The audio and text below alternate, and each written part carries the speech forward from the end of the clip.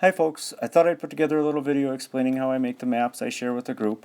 I'll be using Google Maps, Windows 10, and the Snipping Tool that's built into Windows. Let's get started. I'm going to assume most of you already know how to use Google Maps, so I'm going to focus on using the Snipping Tool as opposed to making the map itself. In case you don't already know, the Snipping Tool can be used to capture part of your PC screen image without having to capture the entire screen. If you choose to use the print screen button on the keyboard, you can run the risk of accidentally exposing some of your personal information, like I've done here. Now I did that on purpose to demonstrate my point, but I'm also logged into my public Midwestern Routes and Roads account, so I'm okay displaying this, but you can never be too careful.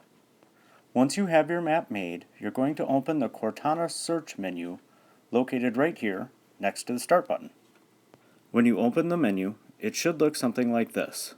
And you should see a small search box at the bottom, right here.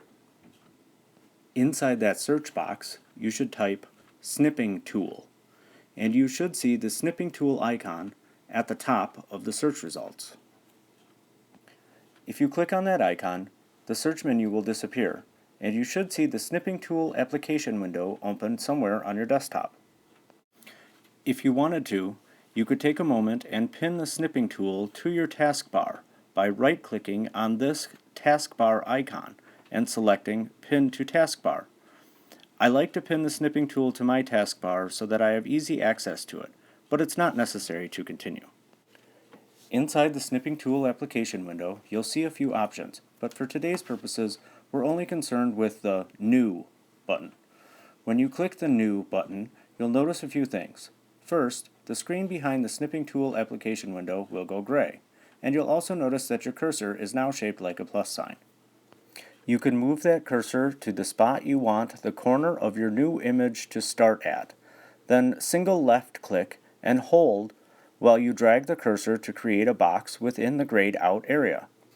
As soon as you release the left button on your mouse, you will see this screen, and the contents of the box will be the image you can save, and eventually share with us. Unfortunately, it's harder than you might think to use your computer to capture an image of yourself capturing an image on your computer. So I can't show you that part too well, but I hope my explanation was sufficient.